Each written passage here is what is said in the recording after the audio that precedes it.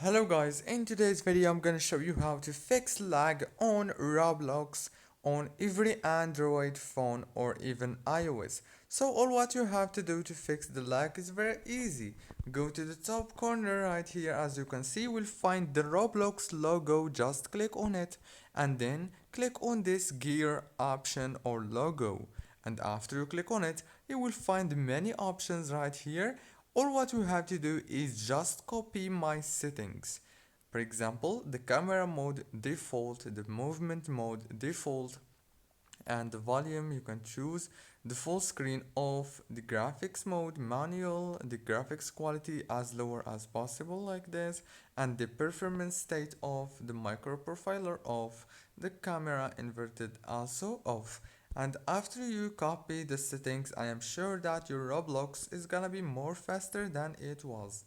Don't forget to like and subscribe.